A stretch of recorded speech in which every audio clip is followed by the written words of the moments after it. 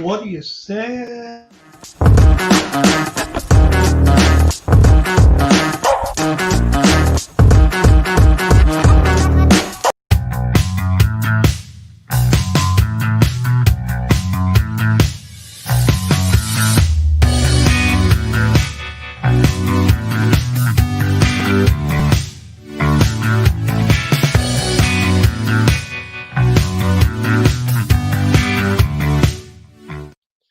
What do you say? What do you know? It's the full Monte Sports Show. It is Sunday, November 1st, 2020. I am your host, Monte Perez, aka the Sports Whisperer. I want to thank everyone for tuning in last week. We had 34 states watch the full Monte Sports Show all across the country. So I want to thank you for that. Of course, you can follow me on social media on Twitter, MonteJP231. Facebook, Monte Perez, and on Instagram, Monte Perez 2. I want to thank Laura again for making this drinking bingo card. Anytime you see this, and I mention one of these words you think, so thank you, Laura, for that. And we are trending third, number 3 on YouTube. What that means is if you watch sports show on YouTube, you type in that, we are number 3, so we are moving up the ladder, and I want to thank everyone for doing that. Please feel free to comment during the show on the top right-hand corner. We love the comments. Another way we try to make this show interactive. We have the best guests all across the country, and this week is no exception. In about 20 minutes, Brad Ward is going to join us to talk about the red-hot Cleveland Browns. The Browns are in good shape to make the playoffs. I have questions about Baker Mayfield, their starting quarterback. We will get into that. And then Alex Scooby, actor Alex Scooby, you may know him from King of Queens and many other roles, is going to talk about the Miami Dolphins because it is Tua time. It is Tua time. The rookie quarterback, Alabama, will start in Miami today against the LA Rams, and I will be watching that game to see how he fares. And, of course, our favorite guest, probably the co-host of this show, Rico. Show Me the Money. Graziano will join us. He has 6 winning weeks against the spread, 1 losing week, just making people a lot of money. If you gamble on sports, if you like fantasy football, you do not want to miss that segment with Rico. Show Me the Money. Graziano. But first, let's begin our journey today with this. Let's begin our journey today with this. Now, I said a few weeks ago, my friend Buzz and I, growing up, were like Kramer and Seinfeld. Sometimes I was Kramer, sometimes I was Seinfeld. We try to get each other into as much trouble as possible, good trouble. We try to get each other to go along with ideas that we had. So I was home from college, waitering. I wake up one morning, no one's in my house except Buzz, and he's eating breakfast. And I remember this day for several reasons. One, I think it was the last time as he's eating cereal, I saw the missing children on milk cartons. You guys remember this? the missing milk cartons? First of all, this scared the hell out of me as a kid. I'm like 6 years old, getting my sugar high on my Captain Crunch, and I see these kids who, let's face it, all look like the children of the corn. They all look like they're possessed. And they all have that side swipe hairdo. I mean, look at this. And I felt helpless. These kids are missing. Could it happen to me? I mean, this was traumatic for me. I don't think people are lactose intolerant. I just think their stomach got upset for so many years of looking at these kids. You're 6, 7 years old. You think that could be you? So Buzz is eating breakfast, and he tells me, how much money did I make last night? And I made 120. I have no idea why I picked this image as me as a waiter, some French guy walking. I don't know why I picked that image. But Buzz tells me that there's a new bar that's going to reopen called Saints Cafe in Teaneck, New Jersey. Shout out to Teaneck, New Jersey. And he says he wants to go there tonight, but it's $50 cover charge to get in. Now I say, I'm not paying $50 to go to a bar that I've already been to. And he says, well, you got to understand, there's going to be chicks there. There's going to be dames. There's going to be skirts. I don't know when Buzz turned into a 1950s lounge singer from Bayonne, New Jersey, but using the term chicks, dames, skirts, straight out of a lounge singer from 1950. And I never understood why my friends used to tell me this. Oh, there's going to be girls there. There's going to be women there. There's women everywhere. I go to the gym, there's women. I go to the store, there's women. I go to work, there's women. He's like, yeah, but they're going to be drinking. Does that, that's what you do at a bar. I said, I'm not paying $50 to go to this bar. End of story. So he tells me, and this is supposed to be the absolute kicker. He tells me, come on, man, we have to go. We have to go. Not only are they going to have beer and wine for $50, beer and wine, he also says there's going to be all you can eat buffalo wings. All you can eat buffalo wings. Now, I don't know how that's supposed to make women want you more. Two Neanderthals eating buffalo wings, having sauce drip down their face. That is not attractive. When I go out on a date, I'm not having buffalo wings. So he says for $50, we get beer, wine, and buffalo wings. I said, I'm not doing that. He goes, okay, look, you made $100 last night. He goes, I have 50. We have $150. I have a way to make money. Oh, great. A quick make money scheme. This is bound to work. He says to me that his cousin filled up his Ford Fiero. How old is this story that I'm talking about? A Ford Fiero? Do they even make them anymore? He says his cousin filled up his Ford Fiero, the passenger seat, with newspapers and drove them to a private recycling facility, and he got $80. Now, at the time, I had a Ford LTD. So he tells me if we take the Ford LTD and we fill it up with all the newspapers I had in the garage, which is like 2 years worth of newspapers because I was too lazy to take it a mile away to my local recycling facility that my parents have been asking me to do for the past 6 months. He says if we load the LTD up, we will make 4 to 5 times more. So I said, okay, that sounds like a plan. He calls the private recycling facility up. We make an appointment for 1 o'clock. We load this up. Now, the plan was to go to the recycling facility and then go to this famous diner in Wayne. Now, look, my parents have taken me to 5-star hotels, restaurants all over the country. But for some reason, I don't know if I'm just a degenerate. I don't know if I have a little white trash in me. For some reason, I love New Jersey diners. Maybe it's because you could get meatloaf, a turkey sandwich, chicken parm, eggs, and stir fry all in one sitting. And here's how I rate diners, just so you know. We would normally go to the diner and we would get the legendary cheeseburger deluxe with french fries. And how I rate a diner is if they put onion rings on their hamburger, that's a quality diner. That's a quality diner in my eyes.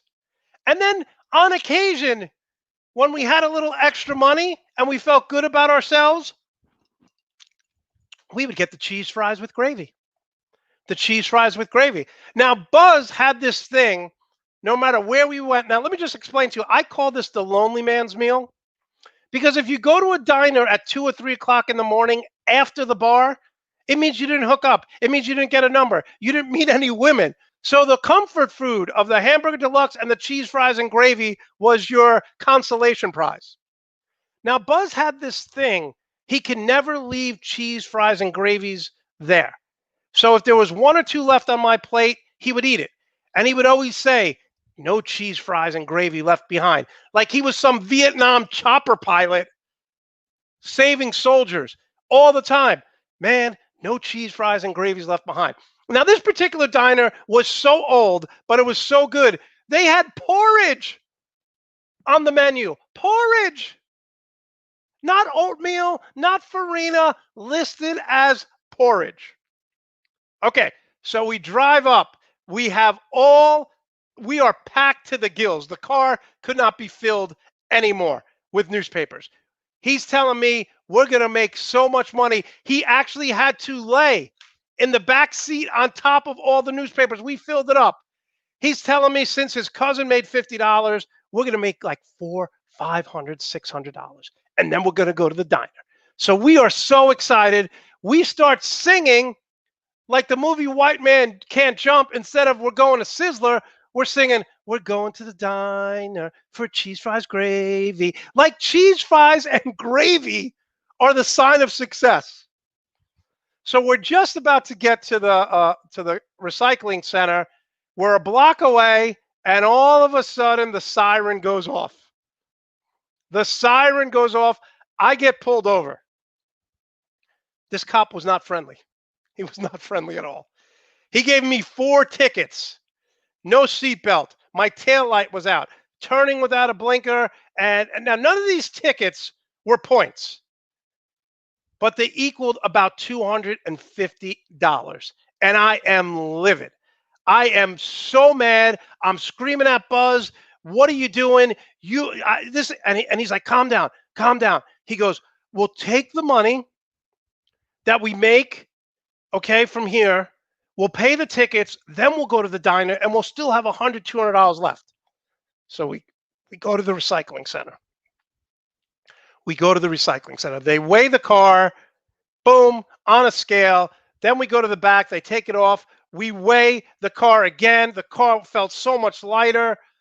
Buzz gets in the car and he's like, drive. And I'm like, how much did we make? I'm so excited. I'm now no longer mad. I'm like driving to the Wayne DMV so I can pay these tickets, the Borough Hall. And Buzz says 638. And I'm like, 638? Oh my God, we made $638. I was like, after 200, we're netting. I said, I put $20 worth of gas. We're netting over $380. And he's like, no. We made $6.38. $6.38. How is this possible? I said to him. I said, your cousin had a Ford frickin' Fiero. We have the Ford LTD. He goes, no. My cousin did this in Wyoming. Wyoming? You said Wayne. He goes, no. I said Wyoming. We made $6.38. So I'm screaming. I say, what are you doing, dude? I said, this trip is going to cost me $250.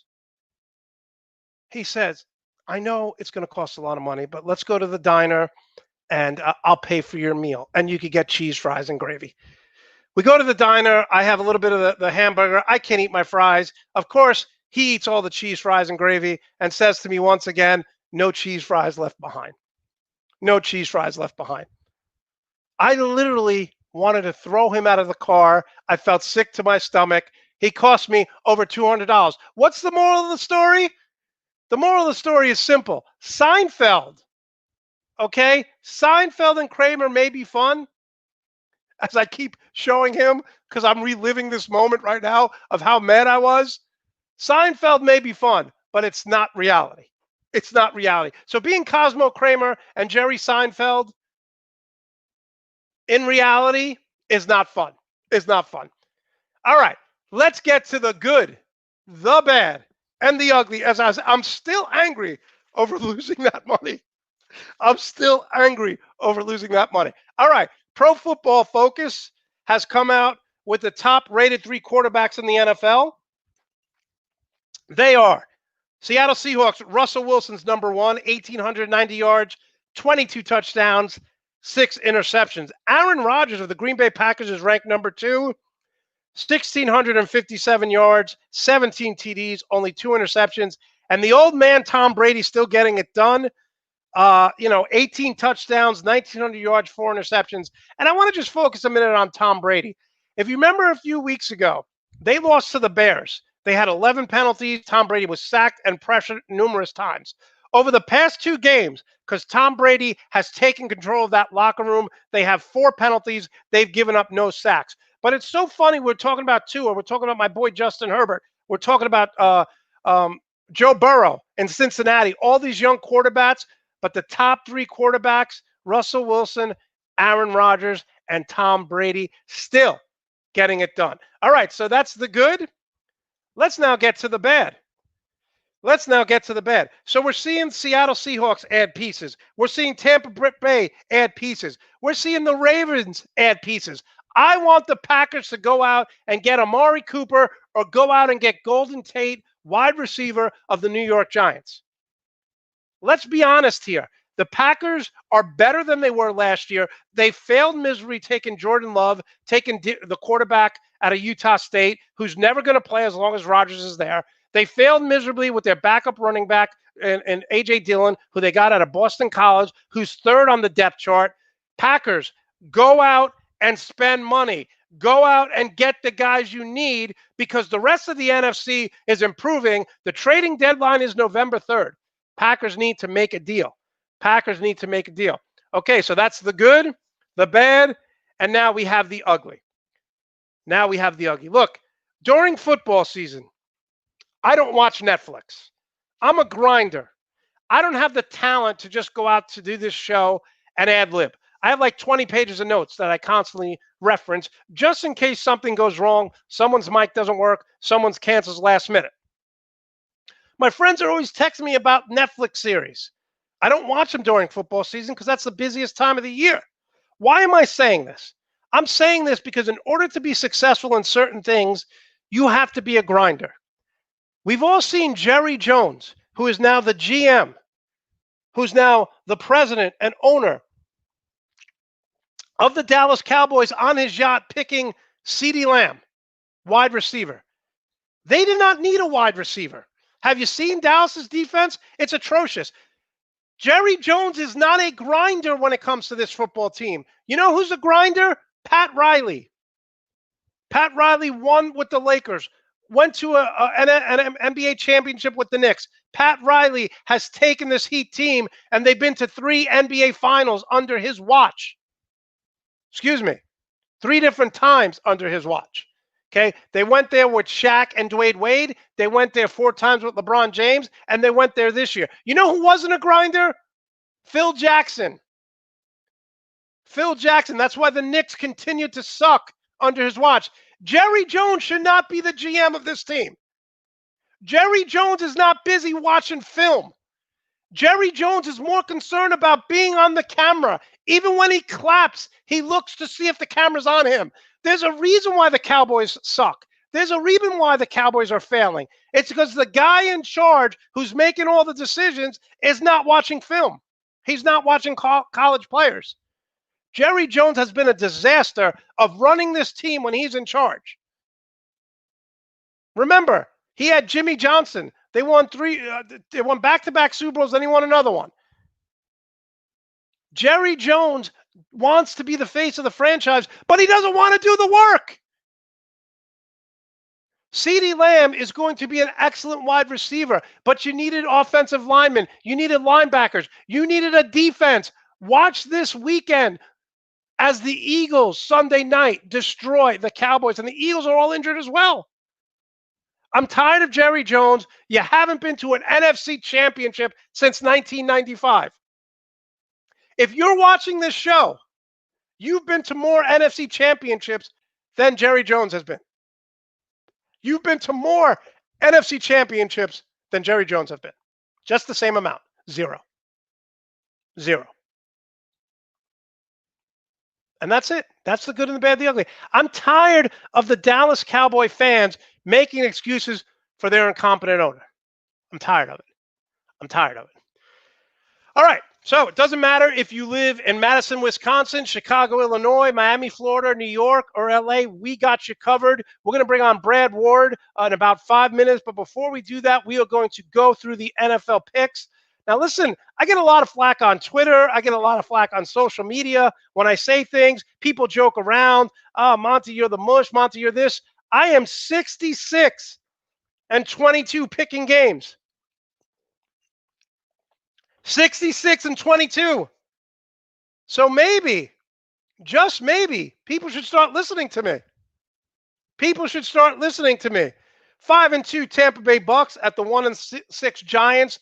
The Bucks are going to roll here. Look, think about this. Tom Brady is on Monday night. You don't think he's going to want to put up numbers? They're going to dominate this from start to finish. Take the Bucks 41-17. 6-1. I don't even have a picture for this because it's going to be so bad. The 6-1 Chiefs go to the New York Jets 0-7. The point spread is 20 points. 20 points. I'm going to take the Chiefs here to roll 48-10, maybe 48-17. They score late. Maybe they score late. 1-5 Green Bay Packers. Vikings at the 5-1 Green Bay Packers. Green Bay has won 3 straight games against Minnesota. When the Vikings lose this game, they will be selling off their parts at the trading deadline. Take the Packers here 34-23. Titans 5-1 at the 5-1 Bengals. The Bengals are allowing 131 rushing yards. 131 rushing yards. So I expect Derrick Henry to just dominate this game. Listen, Joe Burrow, he's going to throw. He's going to throw for some yards here. The Tennessee Titans are not that good at sacking the quarterback. They need to make a deal at the trading deadline as well. But I'm going to take the Titans here. They roll 37-23. 2-4 Patriots at the 5-2 Bills. I think the Bills and Dolphins will battle it out for this division. We've seen over the past few weeks, the Bills only scored 18 points against the terrible Jets, and they got embarrassed by the Titans, who I think the Titans are a top 3 team in this league. So maybe that loss wasn't that bad. But remember this, Bill Belichick has only won 46% of his games without Tom Brady. I'm taking the Bills here 26-20. 2-4 Chargers at the 2-4 Broncos. Justin Herbert, my boy out of Oregon, is averaging over 300 yards passing. He's done a great job. Denver has won 3 or 4 against the Chargers, but I think it's going to be a little different here. Again, 5 starts, he has over 1,500 yards. Take the Chargers. They could make the playoffs 27-20. Okay, 4-2 Saints at the 5-2 Bears. Listen, Michael Thomas is not playing again. I don't know what's going on. There were rumors that Michael Thomas might get traded. I don't know how that happens because the Saints are looking to win, and they're all in this year going to the Super Bowl. But I like New Orleans here because that Chicago offense is a disaster. Take the Saints 30-20. 2-5 Cowboys at the 2-4-1 Eagles. Take Carson Wentz here 23-16. And there you have it. Again, I'm 66-22 picking games. 66-22 picking games. Before we get Brad Ward on, let's do something we love to do, and that is surf the crowd. We love doing this. Feel free to, again, I don't know why people are always, we go into this chat room and, like people are just commenting on my shirts. I don't like it. I mean, I think I dress pretty well, People talking about Tua. George Lopez again, always pro Rams. Keep the comments coming. Yes, and I did pick the Saints. We'll get more of your comments. But right now, we are going to Tom Brady. People are sick of Tom Brady talk. Look, you could be sick of Tom Brady talk, but he is getting it done. He is getting it done. Tom Brady has done a masterful job. We're going to bring on Brad Ward, one of our favorite guests, covers the Cleveland Browns. There's no one in the country I'd rather talk to. We're probably going to get into a little bit of an argument here because I still have issues with Baker Mayfield. Let's get this right. Get the Cleveland Brown background. Brad, how are you today? I'm doing excellent. Thank you for having me back on. I'm thrilled. Brad, everywhere I look now, you're doing shows. You're a star on the rise. I know. How about that? I did a show out in Las Vegas on Friday. That was pretty cool. Yeah, great job. Good for you, man. Okay, let's get right to it. Odell Beckham Jr.'s out. We got into a little argument last time you were on. I said to trade Nick Chubb, not Nick Chubb, the backup, Kareem Hunt. You said no. What if there was an injury? Nick Chubb got injured. I said to trade Odell Beckham Jr. You said no. What does this mean for this team going forward? So we'll go short term and long term, right? So long term, it's a bit unfortunate. So this is kind of their out in his deal. He was done with his guaranteed money after this year, but the injury clause kicks in his contract next year and makes $12.8 million of his contract next year guaranteed. So, wow. So that changes things quite a bit. They have so much money allocated to their wide receivers with him and Landry. You would think that this would be the end of Odell Beckham Jr. in Cleveland, probably just because Landry's the heart and soul of the team type guy. And, but the fact that it's guaranteed money now, he's coming back from an injury. It'll be tough to trade him. So they're in kind of a tough spot as far as that goes. Okay. So Baker Mayfield 5-1 against Cincinnati, 5-1. Okay. He's 12-18 against everyone else. He's completing 63% of his passes, 15 touchdowns, 7 interceptions. Has he evolved? The coaching is better. Has he gotten better? Better than last year, not as good as 2018. He has struggled this year, certainly until last week, which was probably his best game since 2018. Played great. Played great. Ridiculous, right? 21 straight. And he does, the comment there, George, you're right. And a lot of people say that, and a lot of people have been talking about it. It's been a hot topic here in Cleveland. Does the offense look better without Odell Beckham Jr., right? So here, I got an interesting stat for you here, Monte. I save this one just for you. Mayfield's off-target rate, okay, for all other receivers besides Odell Beckham Jr., times he's off-target, 10.7% off-target rate. When throwing to Odell Beckham Jr., 28.2%. When throwing to Odell Beckham Jr. So here's how I look at this. I think it's an oversimplification of everything with Odell Beckham Jr., right? So obviously your football team's not better without him. He's a specimen. He changes the way they play defense against you. They got to play cloud coverage, roll safeties over. They got to do everything. It helps your run game, all that stuff. Just having him on the field makes your team better. Now, at Baker Mayfield, though, there's some layers to that. I think if you peel back the layers on Mayfield and you think about it, I mean, even me at home, if Odell doesn't get a touch for 2 series, I'm kind of going, feeling a little uncomfortable, right? Like, you want him to get touches. You want him to have success. Like, you want him to be involved in the offense and make him happy. When Mayfield didn't have to think about that or doesn't have to think about that, he can play that point guard role that he kind of played at Oklahoma a little better, where he can spray it around to the open receiver and read the field better. So there's certainly layers to that. Obviously, nobody wants to come out and say, yeah, obviously you're not a better team without a great athlete like that. But does it affect Mayfield differently? Certainly, I think it does. Can I make the argument that every time you go into a division game, you have the 4th best quarterback in the league? Joe Burrow is better than we thought. I think Lamar Jackson has taken a step back. It's going to be interesting to see. Teams are starting to play 9 in the box, make him pass to beat him. But I still think I would take him over Baker Mayfield. And right now, Big Ben is playing at an MVP level. So my concern with Cleveland is not the running game, is not the passing game. It's just that every time they go to play a division opponent, they have the 4th best quarterback in that division. Yeah, I mean, I wouldn't disagree with you. I would agree with you. I think that that's probably the case after watching Joe Burrow. In his debut so far, he's carved it up. He's looked exceptional. But that doesn't necessarily mean they can't win the division in years to come, I don't think. I think he can play well enough with a complementary run game and defense. And Browns have a lot of pieces, man. I mean, they're sitting pretty right now. I mean, we're talking like pretty negative on him right now, but they're doing pretty well, 5-2 and 75% chance to get to the playoffs, first time in a long, long time. So I would look at that. I mean, there's some positives here. Yeah, no, I think they're going to make the playoffs. What's the status on Chubb? I think you'll see him back probably. I mean, they'll ease him back in. They don't need him right away.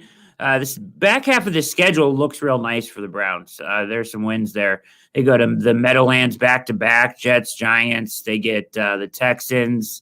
So there's some wins on the schedule. Today is probably one of the biggest games they have as far as the wild card goes against Vegas, because Vegas is right there in the wild card too. Yeah, I like Vegas as offense, but they're just too up and down for me. This brings a good point. I mean, we talk about Baker Mayfield. Some people says he had problems in the locker room. What's the chemistry like for this team? Problems in the locker room?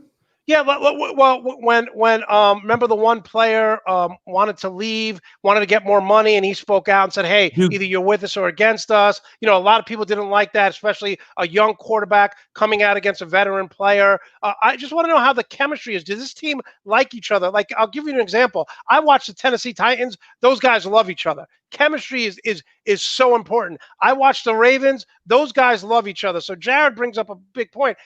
chemistry will always trump talent because we've seen the LA Clippers who hated each other in the bubble and they didn't win, where the Lakers absolutely loved each other all in. So what's the chemistry like for this team? Yeah, so I would go even further with that word and say culture, right? So culture has been a huge issue for the Browns, right? Bad cultures, bad coaching, bad environments, guys going there late in their careers to get paychecks and just mailing it in, right? It's been a big problem. This team, though, I think that this team is different. I think Kevin Stefanski has done an outstanding job. And you see, like, there's little points that I can point to and say of proof of that change in chemistry and culture. Take Rashad Higgins, for example, okay? Higgins was on the 53-man active roster. He fell out of favor with the head coach last year, and they signed him to a one-year deal. He didn't play, didn't dress for the first 3 games this year. Most guys would go in the tank. They'd be down, whatever, this, that. This guy stays ready. They call his number, and he's played exceptional since they've called his number. First time he got up on the podium, he goes, I know my coaches believe in me. I love my coaches. I know this. None of the whining, none of the stuff that we've heard in years past. If you listen to Mayfield at the podium, he echoes every one of Kevin Stefanski's sentiments. Like, if your quarterback sounds like your head coach, I think that's a good thing. Yeah, listen, we've seen Brady do that in New England for years. Yeah.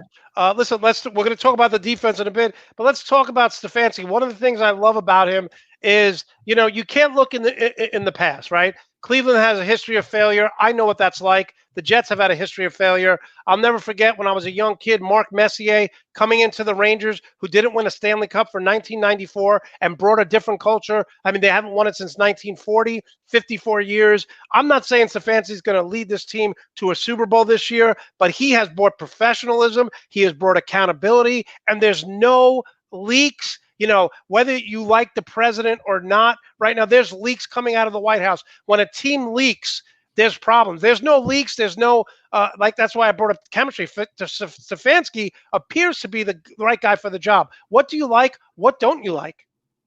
Oh, I mean, there's not much I don't like, really, to be honest, except for his passing game could be a little more exotic at times. He rolls with kind of a simplified short passing game. And I think that that's maybe a little bit of a product of the no off season. He hasn't really got to implement everything that he wanted to do. I mean, they rolled into week 1, like just finishing installs a couple days before. Right. So it's a different scenario this year, right? 2020, but taking that into account, I mean, the way that he has gotten the buy-in, the buy-in on this team is exceptional, right? They're playing for each other. They're playing for, like I mentioned, the culture issues that you can point to that would have been problems in the past. He's had it under control. No penalties. Penalties were crazy last year, right? Like, just racking up records under Freddie Kitchens with penalties. The penalties are way down. They're playing. He puts together, Monte.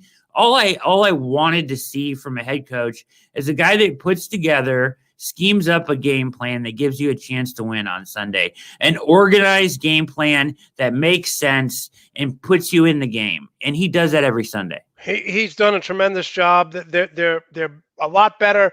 I thought they'd be pretty good just on talent, but he has brought it all together. The one thing I'm concerned about is their offense. They're giving up 31.6 points per game. Their defense. How do you rectify this problem? They should be a very dominant pass rushing team. I know you were concerned about their back end in preseason.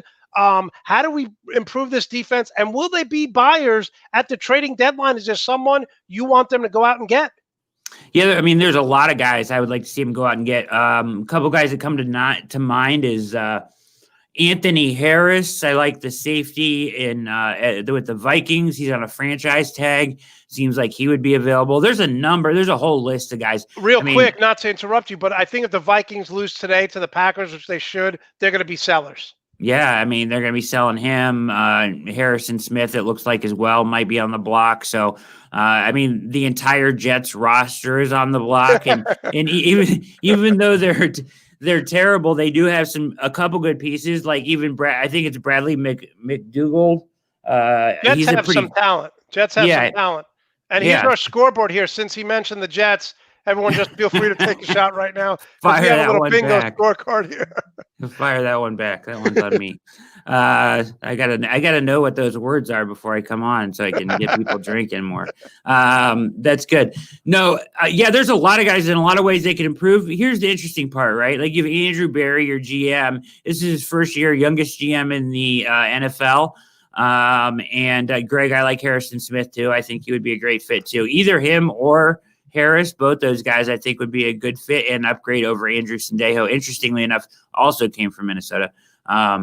But he's garbage, really. Now, all right, talk about that for a second. So, he hasn't had a good year. No. Did you have high expectations, or were you questioned from the start? I didn't like that move at all. Okay. I mean, what do you're going to bring a veteran over who's been a backup most of his career. He plays every down. They never take him off the field. Right. He would be okay if he was a third down guy, right? I mean, a nickel guy. Or a dime. Yeah, bring him in, let him play in the dime, let him, sneak up in the box and blitz him or whatever. But a lot of times he's their last line of defense on the defense, and he's slower than molasses. I mean, like today, they're going to have Henry Ruggs out there. If I was the Raiders, I'd just run Ruggs right at Sendejo all day. Okay, let's talk about that because that's my next question. Listen, I think this is going to be a high-scoring game. I think Jacobs is going to rush for over 100 yards, and I'm starting Henry Ruggs in my fantasy football. I think he's going to have 2 or 3 big catches. I think the key to game is first one over 34 points wins. Is that a fair assessment? Yeah, I mean, you would think that, right? Like it feels like that because these teams are kind of a mirror of each other. They both have adequate offenses to good. I think the weather is going to play a huge factor. We're talking like 40-mile-per-hour wind gusts, wow, rain. Derek Carr has been bad his entire career in the weather. Mayfield, he doesn't necessarily have bad, but I mean, we'll see. I mean, it's going to be windy, rainy, and nasty. It's going to be a, kind of a muck it up game and see what happens. So I think turnovers will play a huge, huge factor today, obviously in the crap out there. I think it'll be lower scoring probably because of the weather. Now, the Browns have stopped the run okay. It's more have been that they've gotten lit up in the pass game, right? So I think that they'll be okay against the run. It's almost like they've gotten to this point on the defensive topic one more time here, Monte. They're almost like playing bend but don't break, don't give up big plays, and try to hang on until Miles can make something happen. I mean, literally, that's it. No, listen, and we've seen the Chiefs do this last year. They got a pass rush. They could, create interceptions.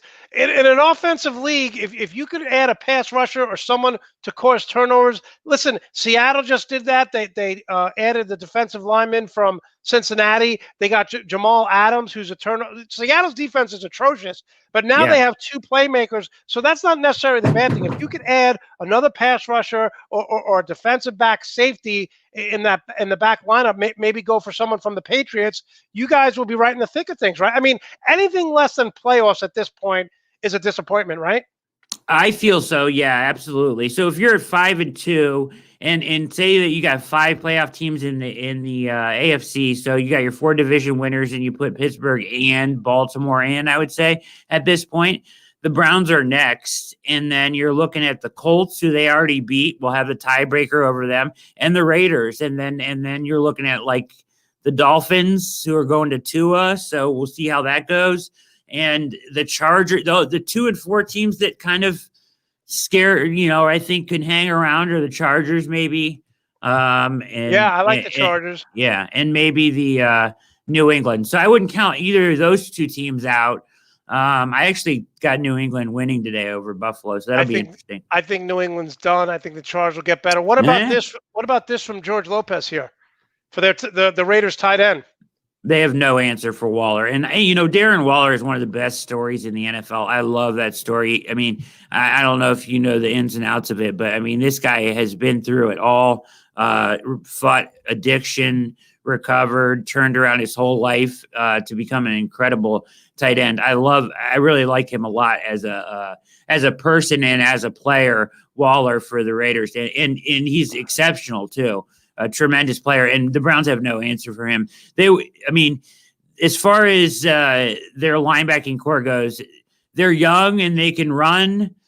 But, they're missing Jacob Phillips. We're still dinged up all over the place. We got second-string guys, filling up that roster on the defense. Well, listen, Greg thinks that the defense is going to score today here, and I agree with him. I think the Chargers but also you talk about Waller. You also talk about Jacobs. He was homeless most of his life. Mm-hmm. His dad was a single father. When he went to Alabama, he said it was the first time he slept in a bed for more than 3 days in a row because they would sleep in the car. They would sleep in hotel rooms. So the Raiders have a bunch of compelling stories on that team. They do.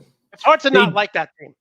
It is. And you know what? I think that I would totally agree with you about the Raiders. They're a very likable team. I think the NFL it's good for the NFL when the Raiders and the Browns are good, I think. I agree with you. Yes. And I think it makes for a really interesting matchup and a good game today. It's almost like when the Knicks are good, which they never are in the NBA, it makes it good. You got to remember something. The Lakers didn't make the playoffs for 4 years in a row until LeBron got there. When the Lakers and the Knicks are good, it's better for the NBA. All right, so give us a prediction and a score for the Las Vegas Raiders against the Cleveland Browns today. Who do you like winning and why? I got 27-24 Browns. 27-24 Browns. Now, can I make the argument that we're going to see Jarvis Landry pop now, 8 to 10 touches per game? You can make that argument. I hope you're right. I'd be surprised. I just think he's playing through an injury. He's playing with broken ribs. That guy's he is an absolute soldier. He's incredible for what he does for the team. I don't know if you've seen the clip of him waving the guy forward to avoid the 10-second runoff at the end of the game, but he does everything for the team. He's just an all-around. Before Odell Beckham came there, guys, 85 catches a year. He had the most catches in the history of the NFL playing with Miami and Cleveland in the first 5 years. What's not to like about Jarvis Landry? No, Never he's the heart. Complains, right? Yeah. Heart and soul of the team. Since he's been in Cleveland, he's been a Brown through and through, just all about team, all about everything. He's the guy when they're getting beat by 30 by the Steelers. He's over on the sideline talking to everybody. He is the heart and soul of that team. And their turnaround here over the past couple of years, or their attempt to until this year, now when they actually have kind of pivoted and turned it around. But he has been a guy that has certainly been the jump off point for that, I think.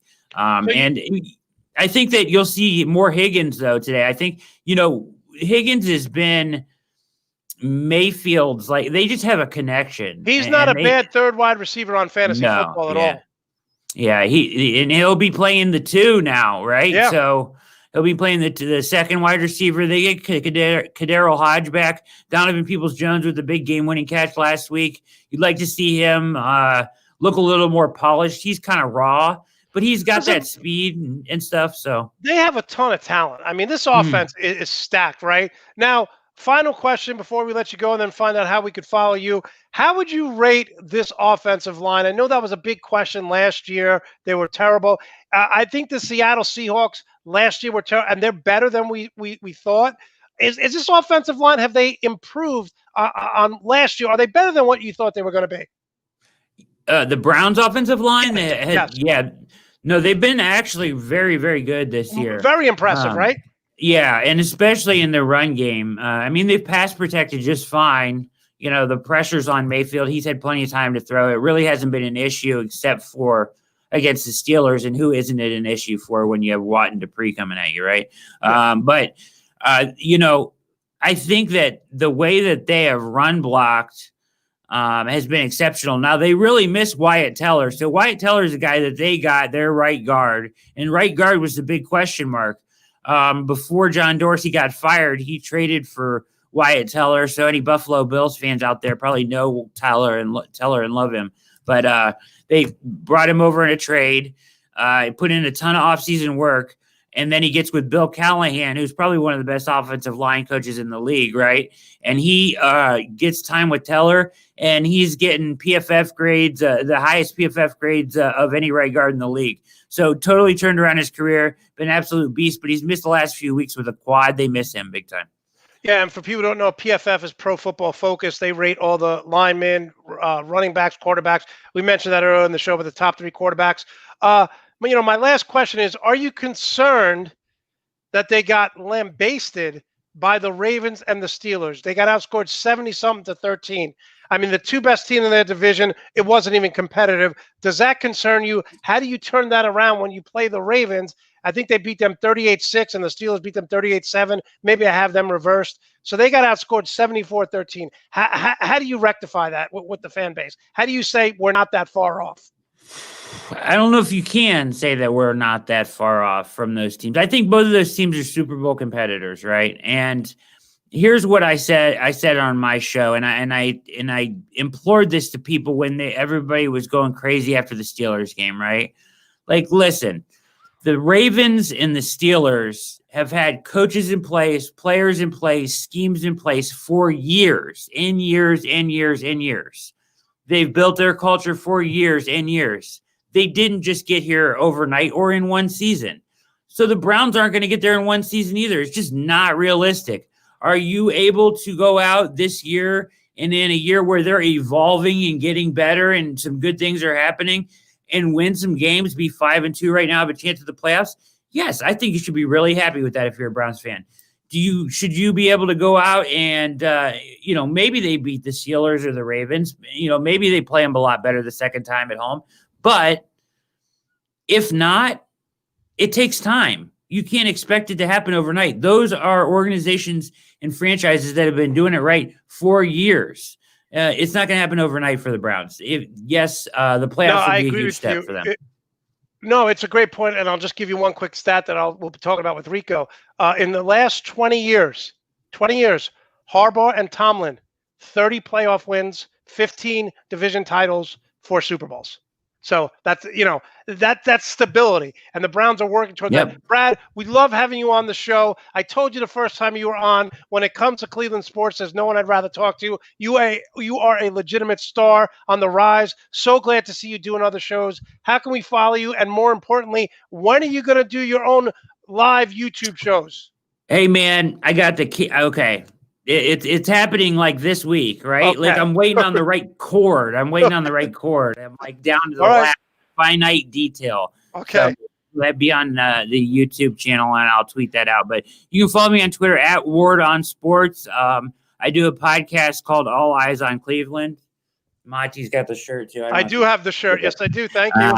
And I got to send one to Rico too. You got to remind me of that. Send me Rico's address. So I'll send him a shirt. Brad, love having you on. We'll have you on down the road. I do think the Browns are making the playoffs. You've been dead on in almost every one of your assessments and analysis of the Cleveland Browns. So thank you so much. Like I said, you are a star on the rise, and I look forward to seeing you down the road. Hey, anytime. My pleasure. Thanks so much. Okay, that was Brad Ward, does a tremendous job. We're going to bring on one of our favorite guests. I cannot believe it. Look at that. First of all, let's get some Miami Dolphin background for you. Yeah. Look at that. Yeah, right.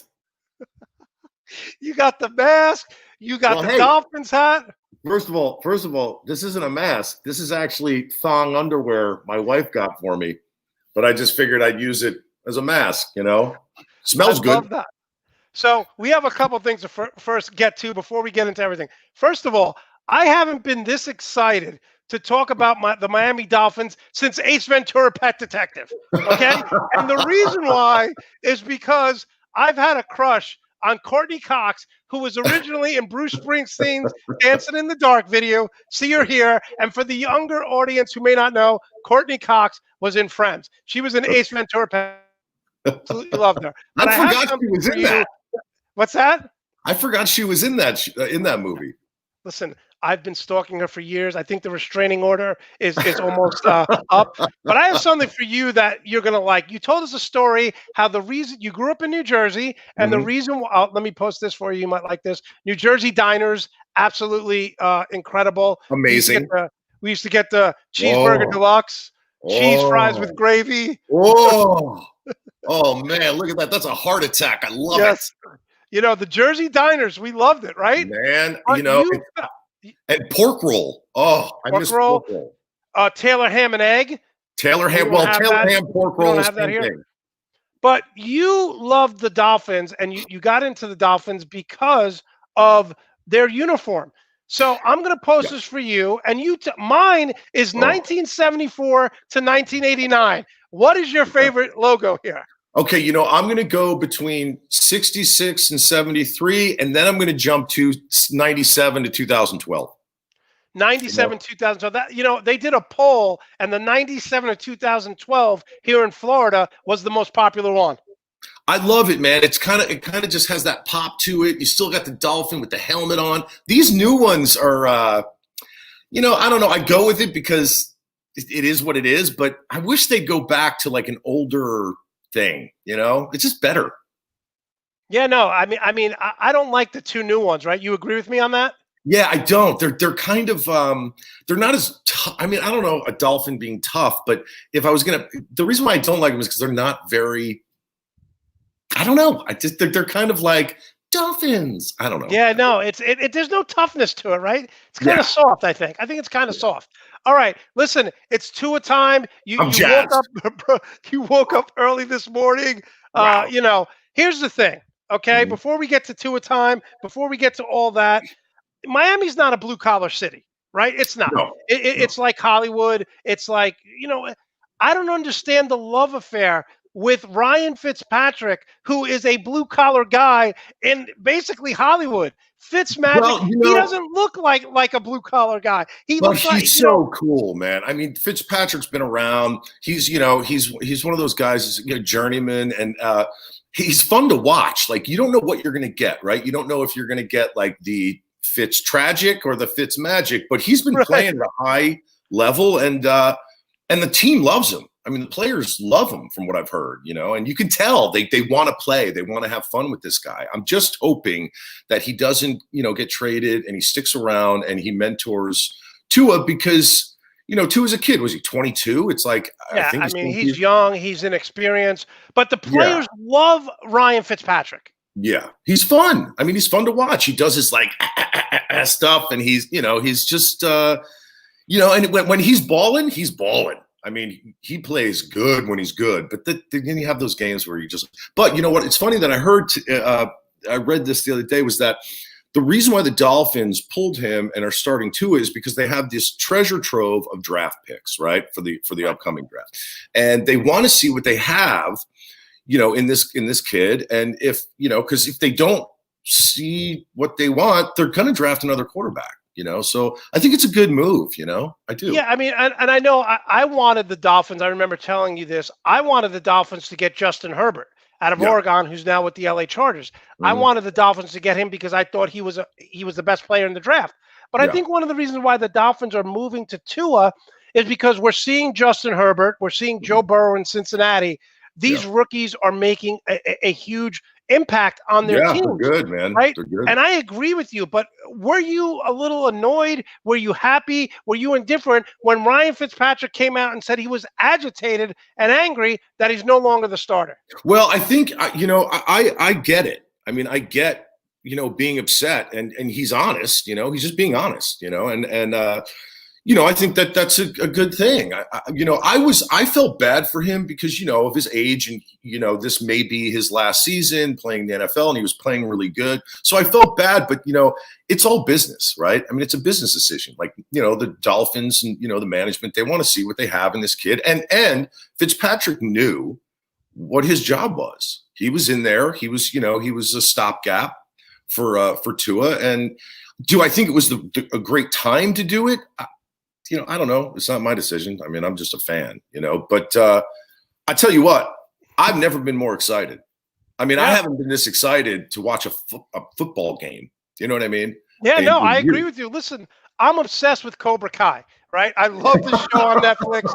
And one of the reasons why I like it is because there's no villain. Like the guy Johnny who played the jerk when he was a high school, there's no villain. There's no villain here, right? With Tua and with Ryan Fitzpatrick. There's no villain here. Like, you want Ryan to tutor him and mentor him, but are you happy that Tua is the starter? You're excited, but you said you love Fitzpatrick as well. Yeah, I am happy. I just want to see what he has, right? And look, they're going up against the Rams defense, and Aaron Donald. Like, everyone keeps talking about Aaron Donald, yeah, because he's amazing, and he's was a quarterback killer. So Tua's got to learn, quickly. Learn by while you're under fire, because I don't know. I mean, I think our two rookie offensive linemen, and by the way, this offensive line is way better than it was last season. Right? Much improved, but it's still a work in progress.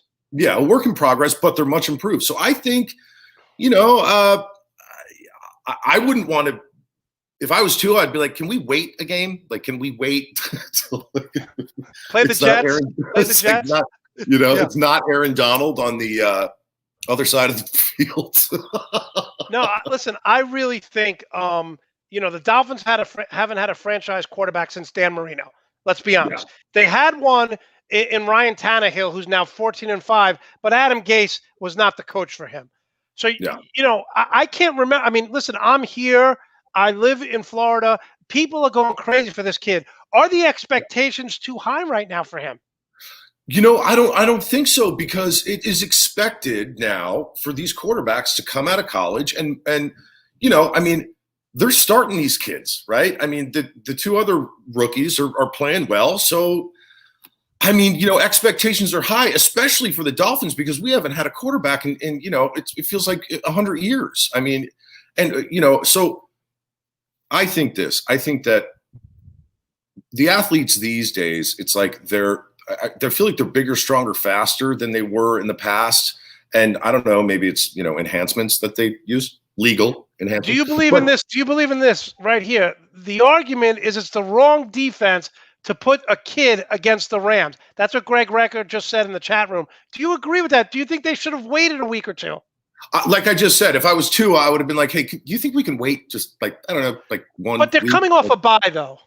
They are coming off a bye, and he had 2 weeks to practice with the first team. Right. So I think it's a good, I think it's a good thing. Look, we're going to see today, granted, he's a rookie. He's going to make mistakes, right? We know that. But we're going to get a gist of what he is. We're going to see, what the future of the Dolphins is, possibly, right? I mean, right. So. Listen, the Bengals have won one game, but we know Joe Burrow can play. You know what I'm saying? The Chargers are 2-4. We know that Justin Herbert can play. We just want to see signs. We want to see the kid adjust. I want to see him personally. I want to see him take hits just because he's coming off an injury. Want to see if the rehab and his body's up. Yeah. But going up against Aaron Donald against the Rams, that is like Jared just said. That's like going into a shark-infested water. Shark-infested water. Yeah. That is true, man. But look, if he can handle it, and if he gets hit a few times and he jumps back up, I'm stoked, man. What I don't want to see is him get crushed and fucking, wow. That's the Jersey in me. I don't want to see him, hobbling off the field, because then, that would. People are texting me, and I got to say this, being you're an actor, they're saying, how come he's not doing voiceover work with that deep voice? Have you done a lot of voiceover? Yeah. Look, man, I was, I had the Lowe's campaign for a little while. I did a ton of national commercials for Lowe's. Goodyear tires I did for a while. You're using the voice right now, aren't you? No, this is just my morning voice, man. But I played Prowl in the Transformers universe for that stuff, and I've done a bunch of stuff. All right, so thank you, everyone. People love your voice. People love your voice. So you started the season 0-2, 3 out of the last 4. Look, the Jets are going to win one game at best. I think the Patriots will lose today. Gase. Oh my God, he's just not a coach. I don't know what he is. He's a disaster. So I think that the Bills beat the Patriots this week, and the Patriots start selling. So I'm telling you right now, it's going to be Miami against the Bills. Do you think with the extra playoff seating, extra playoff teams this year, you think that if they win today, they have a legitimate shot to make the playoffs? Yeah, I do. I actually do. And one of the reasons, they had to have been seeing something in practice to put Tua in, right? I mean, if he wasn't living up to standards in practice, they wouldn't have done this. So he had to have been showing some magic in practice, and you know, I think that if he's playing good and our secondary is great. Our defense is pretty damn good this year. So I'm excited. And we got like shutdown corners, right? I mean, Howard. Yeah, you got the two most expensive corners in the NFL. Yeah, I mean, and Howard's playing. You know, it's a team sport. It can't just be the offense. The defense has got to step up too, and they have been. So, you know, if the defense is playing strong and the offense is staying on the field and the defense is getting off the field quick, yeah, I think we have a shot to go to the playoffs. And I think that, you know, I'm just so excited. I'm like, listen, I don't blame you. If I had Tua, if I had the young corners, and if I had Brian Flores as my coach, talk about what you love about this guy, because I think he's, you know, we saw it a few years ago with Sean McVay in LA. Everyone knew right away this guy could coach. Even when they were losing last year, you're like, oh my God, this team plays so hard. What do you love about this guy? Brian Flores is like, he's like the dad you always wanted to have.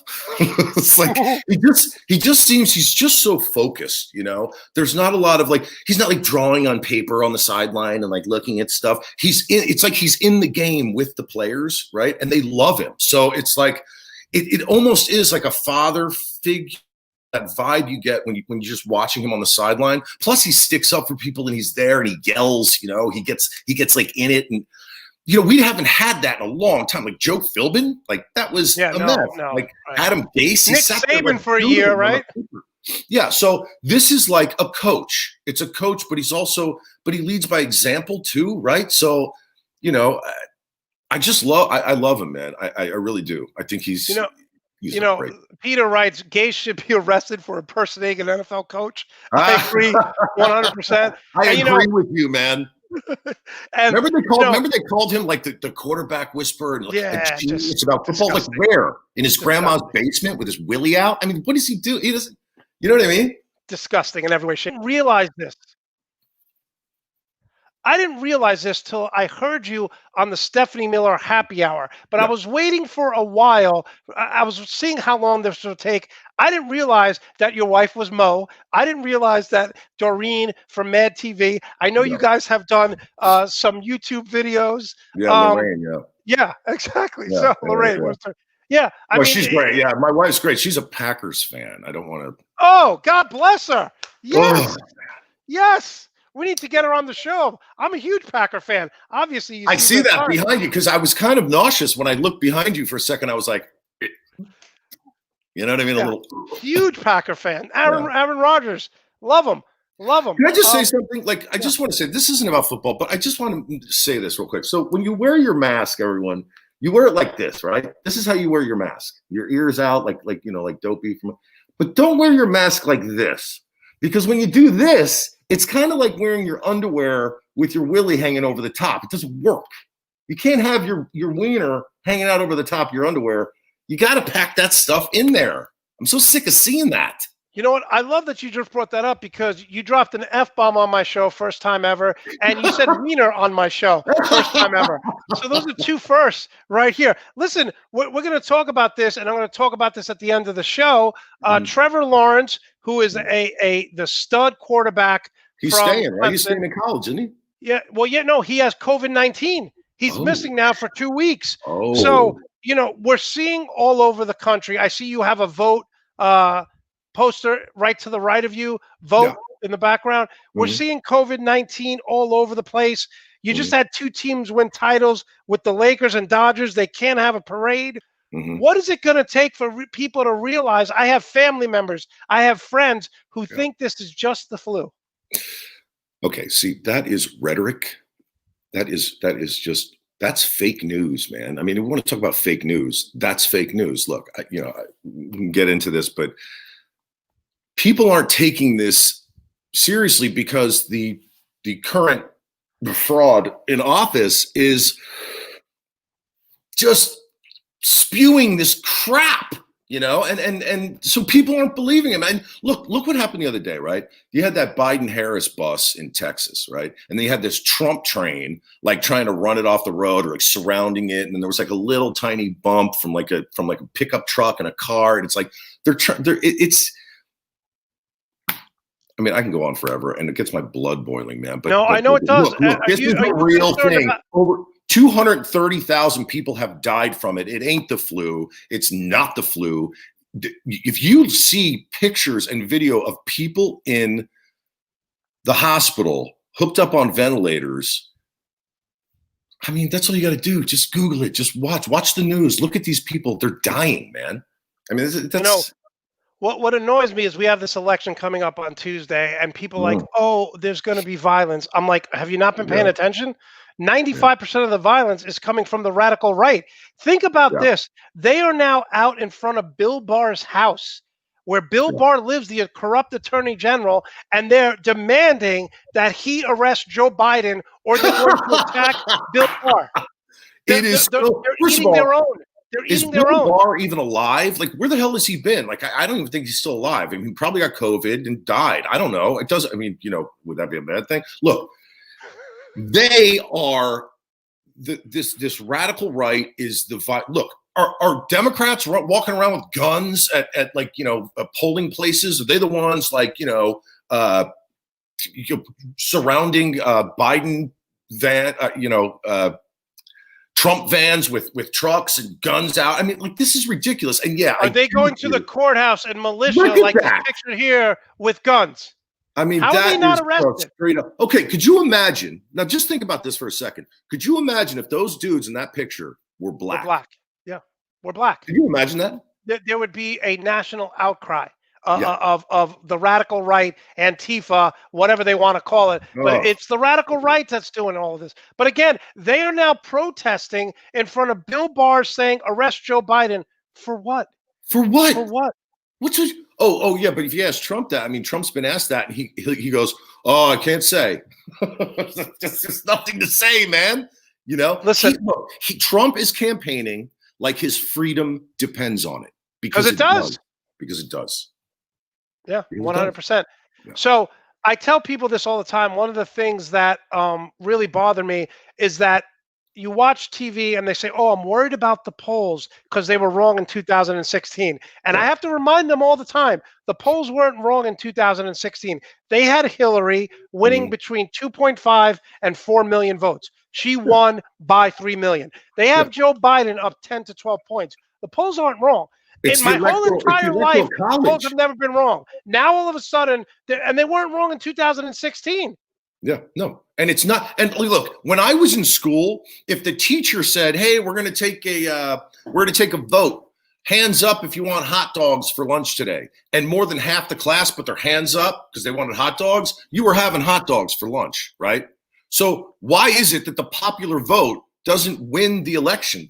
Because and then we have this electoral college that should just be gone. I don't even know why we still have that. Think about this, not to get you even more riled up, because this is a happy day. It's two a time. But think about this, and then we're going to get Rico on. 5 out of the last 6 Supreme Court justices who have been put into the Supreme Court were put in by presidents who lost the popular vote. Wow. It's not the will of the people. It's not the will of the people. Wow. And now we have like what a handsmaid in there. Shoved in there, with her Bible beating. It's like, oh, this should end well. And by the way, I want to say this one thing. If we don't flip the Senate, regardless of who wins the presidency, it's all for naught. We have to flip the Senate. I mean, it has to be flipped. Mitch McConnell has been in Kentucky for 35 years. They are last in education, healthcare, average salary. In every way, they're in the bottom 5. And he's been in the Senate for 35 years. Kentucky, what are you doing? Yeah, I mean, come on. And who's he? Amy McGrath, right? Is that who? Yeah, she's going against him. Yeah. My God, man, she's got. I mean, they got to pull this. Look, if we flip the Senate, even if Trump stays in office, God forbid, he gets impeached. Yeah, they're gonna get rid of him like that. Gone. Well, listen, I'll leave this. Speaking of when you were a kid, this is the perfect metaphor for Trump. I'm bored with homework. I'm bored with the coronavirus. That is awesome. All right, Alex, real quick. So, win or lose, if Tua loses, it's not the end of the world, right? You want Mhm. him to show progress. You want him to be the quarterback of the future, and Yes, you're not going to judge him harshly on this game. It's his first start. I think he's going to play very well. I I think think you're so going to too. see plays from all indications here in practices. He makes plays, and people are like, "Did you just see that?" Like Yeah. he is a special talent. So Yeah, win or no doubt. lose, you're not going to take this one game as the end all know all, right? No, I mean it would suck if they lose, but because I'm a Dolphins fan. But I'll tell you this. This is what I'm going to say. Final score, right? I'm going to call it right now. Dolphins 35, Rams -6. You know what? You said the F word, you said wieners, and you just made a prediction of negative points. Never been on my show, but I agree with you. That's how much I'm a fan of Alex Scooby right there. So, Alex, listen, I think it's going to be fun. It's Yeah, 2 a time. We love having you on the show.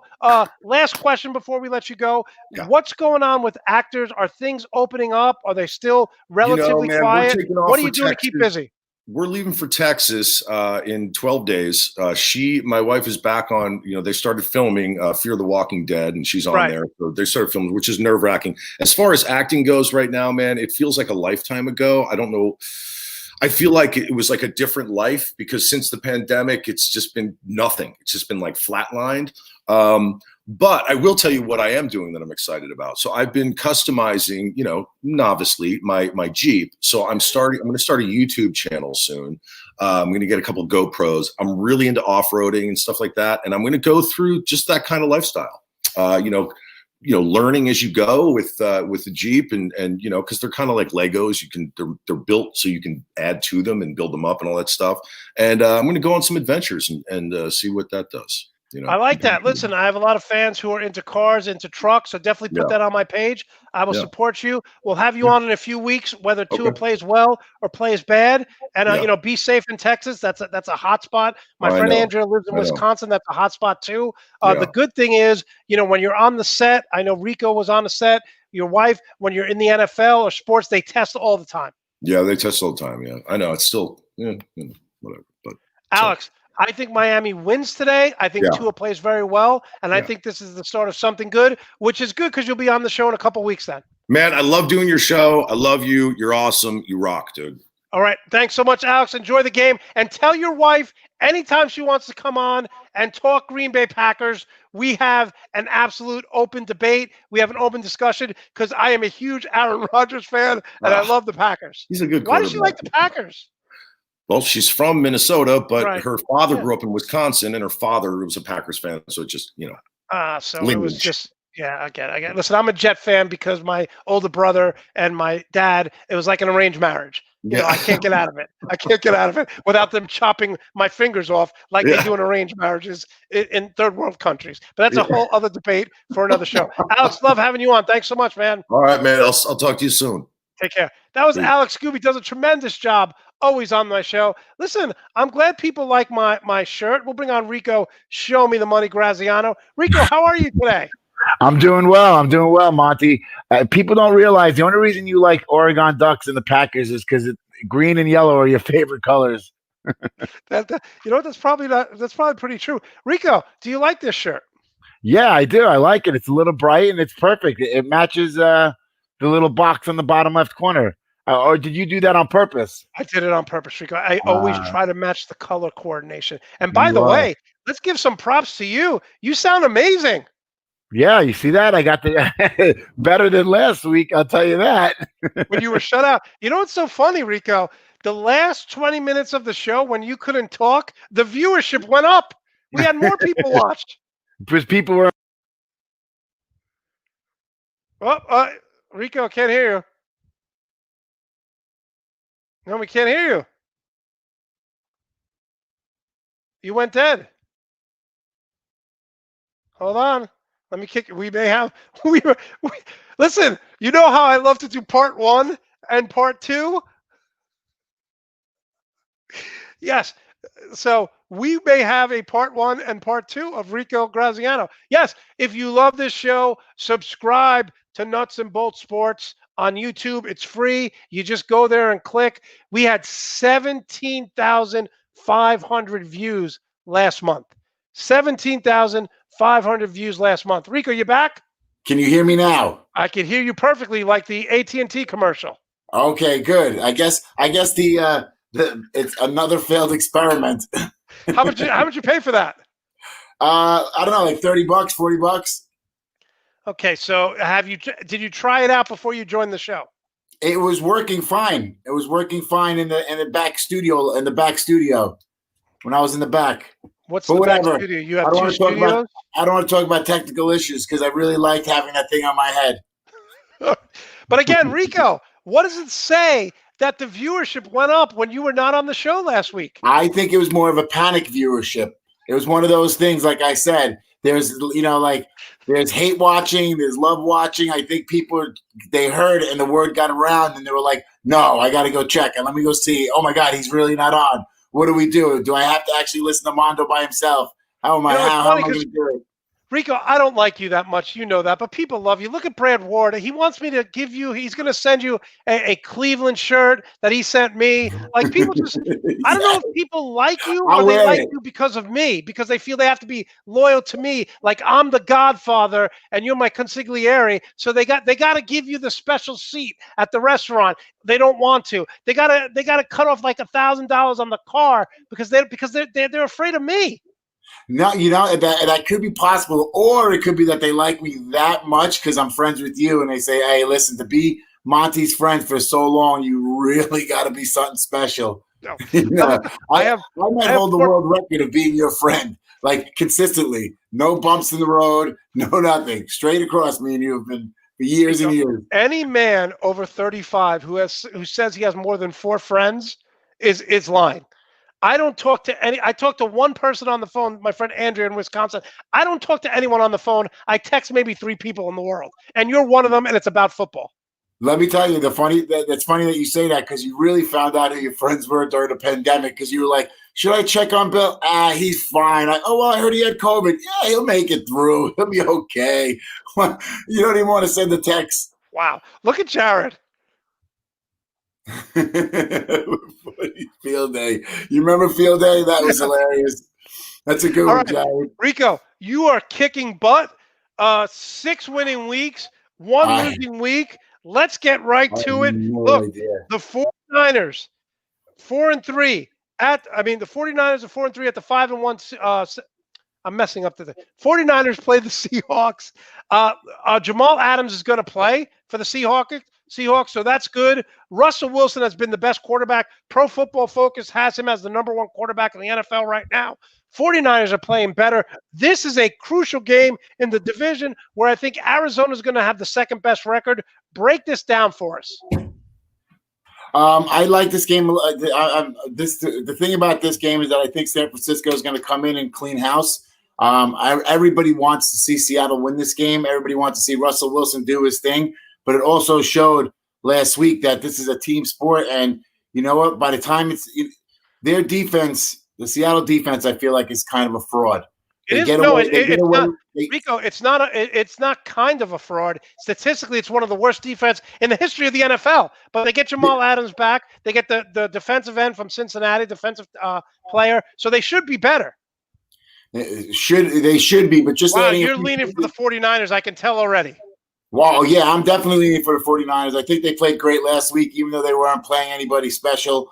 They just look, I got to tell you, Shanahan, he's a great coach, and he has learned how to deal with injuries better than probably any coach because nobody's had as many injuries as he has had on his team. But they are really, next man up in San Francisco. So I actually like watching them too. They're a good team to watch.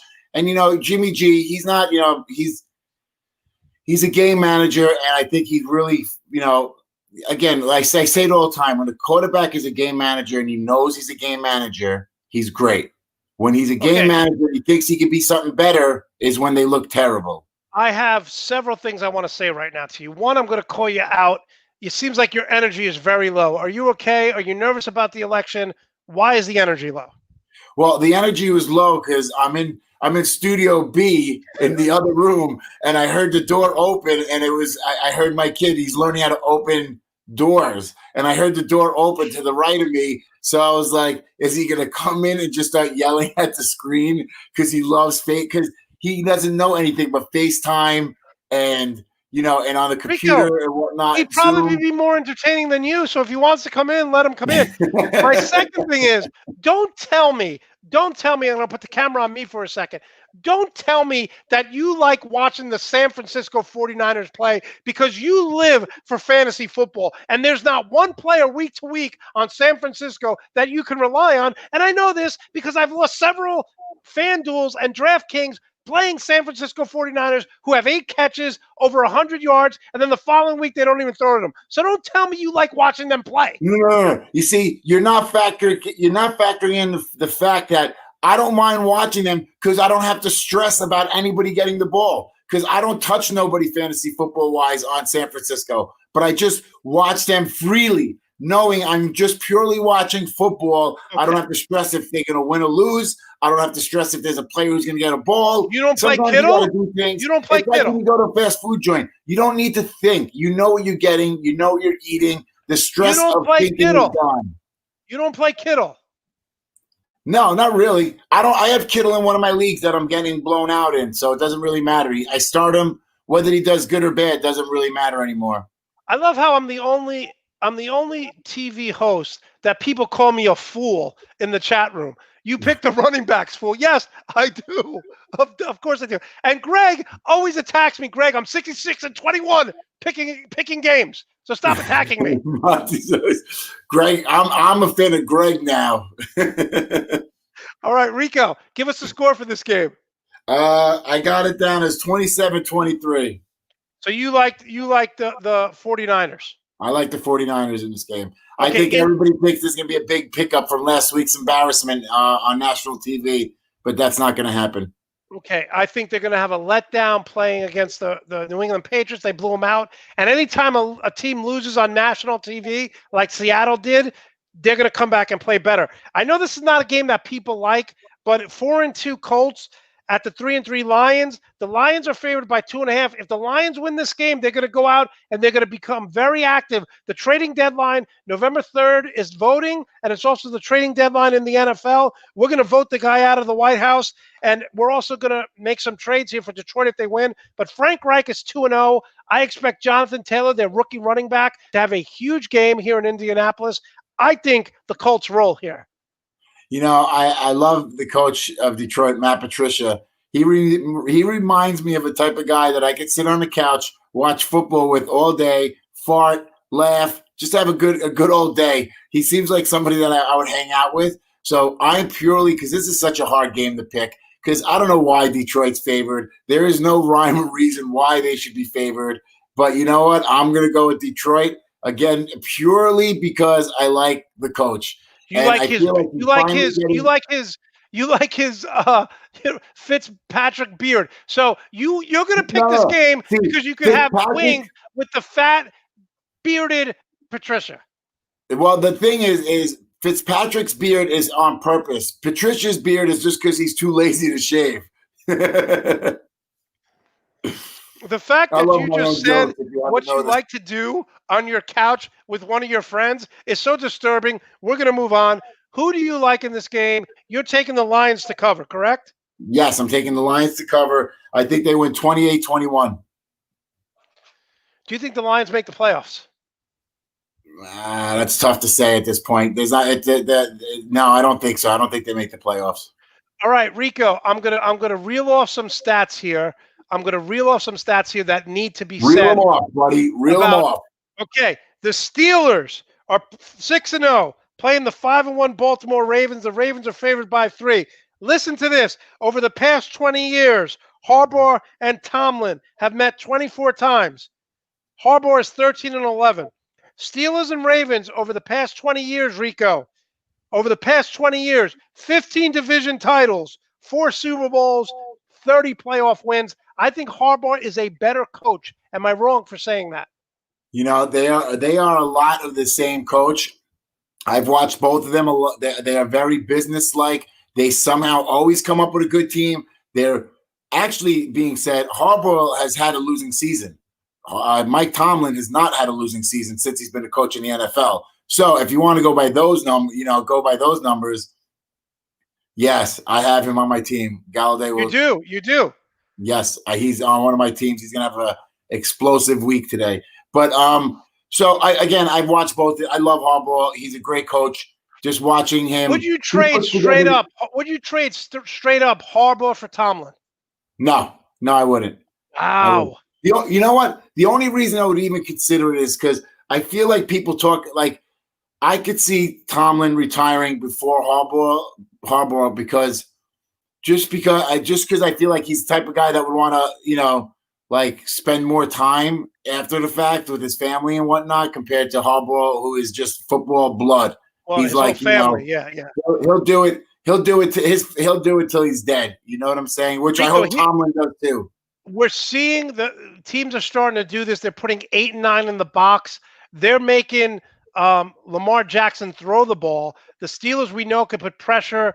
All week, I had the Ravens winning this simply because they had a bye, and the Steelers had a physical game against the Tennessee Titans, an emotional game, kind of a letdown, although it's a division rival, so you don't want to see that. But we're seeing that it's now time for Lamar Jackson to step up as a passer, correct? Well, yeah, that's the big thing, and that's what I kept saying last year, and I kept getting proven wrong. Is that his scouting report out of college is that he doesn't have NFL accuracy. Now, last year, he was able to do what he had to do, but they were saying a lot last year he was throwing to open players. I thought they were wrong. I thought last year he had some pretty great.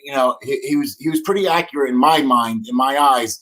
Any NFL quarterback who's throwing has to throw, against, it's not as easy as it looks on TV. You forget, I'm sitting on the couch. Wait, I have to interrupt you. Did you just say any NFL quarterback who's going to throw has to throw? Is that what I'm paying you for, that type of analysis? What do you mean? What is that? Any NFL quarterback who throws has to throw. I didn't finish the sentence because I went to the next one because my thought process was moving at lightning speed. What I meant is that to throw into any secondary, into any defensive coverage, no matter who you are, it takes a special type of person to do that. And he's got that. Will he do that? Has he shown it much this year? For some reason, no, not as much as I thought he would, because they've talked about him staying more in the pocket and focusing more on his throwing, and it seems like it's not working that great for him. Cam Newton, back in the day when the Carolina Panthers said that they wanted him to throw more and get more accurate, it was their worst year ever. So I think it would be a mistake to not let, I hate, because again, I'm a Steeler fan, but let Lamar cook. This is a great point. Eric Ebron could have a big game today. I went in all week thinking the Ravens. A part of me coming in today was like, no. But I'm going with the Ravens here. I think the Ravens manhandle the Steelers and win 24-20. That's all week because I'm a Steeler fan. But going on business-wise, throw everything out the window. The Steelers have covered the last 5 games. They've covered 5 of the last 6 games. They've covered against the spread. So a lot of the money is going on Pittsburgh. People are betting on Pittsburgh to win this game. Or does this affect you? What George Lopez says here? Yeah, and you know what? That's kind of the lines now. The official fresh morning line of today is 3.5 points. Now, to think this game will come down to who has the ball last possession. It's a last possession game. They always do. It's a field goal at the end of the game, right? Usually. Exactly. So if you're saying 3-point game, I'm going betting for the spread. Not saying Pittsburgh's going to win, but the cover is spread.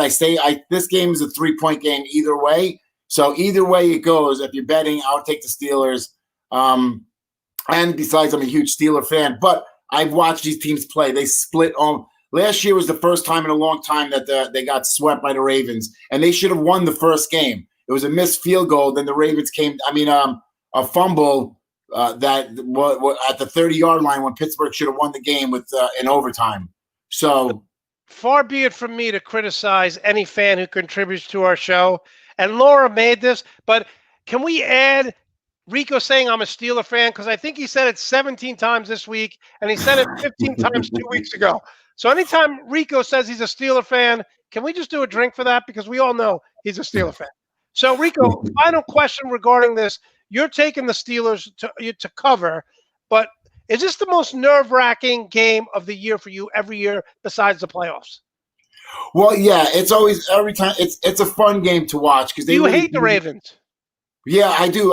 No. Every team in our division, I respect them. I really do. I like to see Cincinnati do well because they never do well. I like to see Cleveland do well. They never do well. The Ravens, it's such a black-white division because there's always that. The Ravens and Steelers are always playing well. Somehow, some way, they always find a way to come to the top of that division. I think both of these teams easily make the playoffs this year and possibility. And it's happened multiple times through my life watching the Ravens play the Steelers 3 times in one season. And that's possible again this year. So that's a good point. Look at this. The Cowboys and Eagles play tonight. Everybody's so upset about this. The NFL they're going to have to change the rule. They're going to change the rules because of this game for next year. You know why I'm not upset about it? I'll tell you right now. Because I love Carson Wentz. So I'm not upset about it at all. I'm going to watch the Eagles tonight win and beat Greg's Cowboys. I don't think the league can officially flex yet. I think they flex. They should be able to flex after week 1. That should be the story. I agree with you. They should be able to flex. Well, because they say that it's not the teams haven't matured yet to where they need to be for them to start flexing. Rico, I haven't matured since I was 13 years old. So you're telling me. Listen, I know your sisters and your family. They tell me the same story. When's Monte going to grow up and mature a little bit? I said, if he matures, nobody's going to want to hear him on the show. I hear him when he talks politics. He's a grown man. It's terrible. Take the knife out of my back, Rico. Okay, I'm glad you said that because you talked a little trash. Because I'm going to talk a little trash here, right, Rico? And I just want you to be 100% honest. I know you always are. I don't want you to hold back. We need to see the full Rico, like the full Monte. No. Would you say that fantasy football from September to January, other than your family, is the most important thing in your life? The most important thing in my life, other than family, it falls to number 3. But you got to remember the other 2 are living beings. So your wife and your child. My family, wife, child, football, and it's not. You know what's funny is this week I made it a point to not go on the app. I go on the fantasy football app more than I do on Facebook or any other app. Matter of fact, if you took every app off my phone, short of my banking apps and Amazon purchase app, I probably would be fine. I'd be okay. You can remove every one of those apps as long as I have. So you agree with my assessment? This is not a put down. I'm just saying that fantasy. You're like John Nash, right? You're like John Nash in A Beautiful Mind when it comes to fantasy football. I thought when you were saying that, I thought we've already understood that this is what I do. This is my fun time. Matter of fact, Levi goes from I have 0 friends and he jumps into the 1 friend category for 7-8 months a year because we do so much studying. And then if there's any type of report, like all week, I have you and George who send me updates on what's going on in sports. Levi sends me every update on fantasy players, even if they're not on our team, because we may be playing that person. So he wants me to be on the cutting edge of who's hurt, who's not hurt, who's playing, who's having emotional issues in practice. My friend Andrea said, does he live fantasy football all year round? I said he starts about in July. They start doing mock drafts and talking. Is that fair? In July you start. Well, we start talking about it. I don't think the mock drafts don't go on Yahoo. They don't start the mock drafts till June. I'm not sure. So you start in June, July, right? Talking about it. We talk before the mock drafts start because we want to talk about where we want to see where we think our certain players should be in the draft. Okay. So, Rico, my question to you is, first off, how are you married when you're pretty much a football nerd? I don't understand it. Your wife used to be a Steeler fan. Now she can't watch it. But here's where I take this to another level. So now that we've established that your whole world from September to January is fantasy football, I own you. I beat you last year, and then you used some Jedi mind trick on to make it play the playoffs, so we tied. I'm beating you 4 games to 3. Your whole world is fantasy football. I spent 10 minutes doing it before the show, and I've owned you for the last year and a half. I've owned you. Listen, we're doing daily fantasy. I live in a world of. Your whole world is fantasy Don't football. have Taylor Swift Your whole do world that is to fantasy me. football, and I own you for the past 18 months. No, it's you haven't owned me for 18 months. Again, you won last year by the skin of your teeth, and then you didn't win actually because we broke even because I cleaned up in the playoffs. And at the end, Monte, at the end of the day, we know who's going to end up on top. Everybody, this is all for show. I'm just letting you go in for show, and it's only we're doing daily. Like if we were picking people for the year, I can't even. Ex-girlfriend, Patrick Mahomes, Jets, LeBron James. At the end of the day. But wait a minute, Rico. This is your world. I'm coming into your world, and I'm owning it. It's almost like your world is Westworld, that HBO series where everyone, and I come in and I just take it over. You think you're taking it over. That's the fallacy here, is that you believe you're coming into a world that you own, but that's how I get you up on your perch and knock you down. Don't get me wrong. I don't want to. I mean, my team is going to be solid this week, so I'm not worried about it. I'm pretty confident. I beat you last year. I'm up 4-3. Let's talk about why you beat me last year, because I started somebody who did not play. Okay. I started. Whose fault is that? Do your research.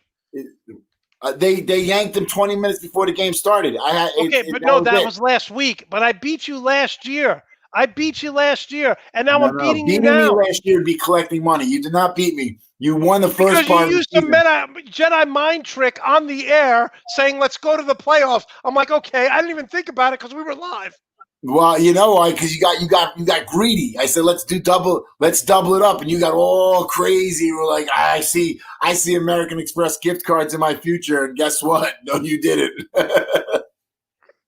All right, let's go, Rico. I take the first pick in the draft. I am taking Tom Brady just because it's Monday night, and I think he's going to want to show everyone how good he is. I'm taking Justin Herbert. You son of a. I was going to take him, but I didn't. Look at my dad chiming in, Rico. See what he said? I love him. That's right. I'm his favorite son. You know what, Rico? So I'm going to wait, time out. Let me take the knife out of my back because you are my dad's favorite son. But let's be honest. It's me, George, and Pete. It's not like he's picking from a cream of the crop. No, we're a low bar. He's got a lot of love for us. All right, go ahead. Who are you taking as running back? I'm going with Derrick Henry. Rico, you're taking my entire team. You should not be allowed to take Derrick Henry for one, because you didn't think he was a top 5 running back to start the year. Justin Herbert, you're like, yeah, whatever, Oregon. What are you doing?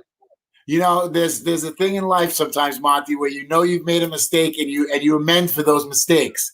So here I am, and I admit I was wrong. It happens very rarely, but I'll say it on the air. I was wrong. It happens. What are you going to do? But I'm going to tell you right now. Wrong and try to keep pushing it, then I'm in trouble. I'm not pushing it wrong. I admit it. The Cincinnati Bengals are giving up 131 yards per rush. Derrick Henry may have 150 yards at halftime. And yes, I do. Where is it? No mercy. Where is it? I do need a new bike. My bike got stolen. So I take this very seriously. All right. I'm going to take Kareem Hunt for the Cleveland Browns. I think he's going to have a monster day today. You had him?